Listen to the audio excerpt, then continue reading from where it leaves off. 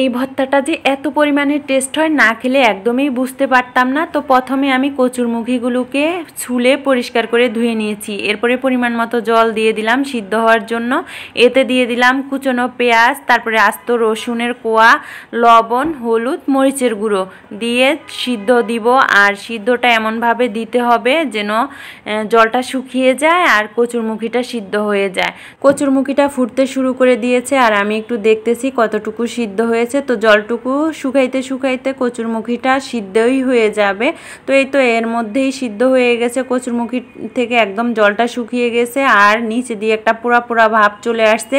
তো এই পোড়া ভাবের জন্য একটা সুন্দর ঘ্রাণ আসবে ভর্তা থেকে। তো এখন এটা আমি প্লেটে তুলে নিচ্ছি ভর্তা করার জন্য।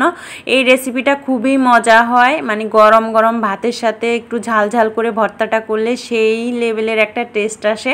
তো এর ভিতরে আমি সবগুলো কচুরমুখি প্লেটে তুলে নিলাম। এখন এটা ভর্তার জন্য কিছু মশলা ব্যবহার করব। তো এখানে আমি শুকনো মরিচ ভেজে গুঁড়ো করে দিয়ে দিয়েছি। এরপরে কুচনো পেঁয়াজ দিলাম, লবণ, তারপরে দিব সরিষার তেল।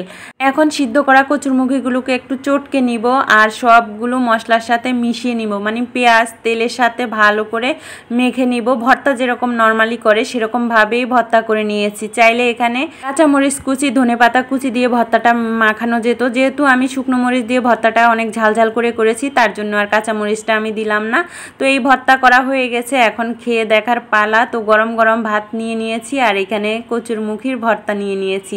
খেতে এত পরিমাণে টেস্ট হয়েছে বলে বোঝানো যাবে না।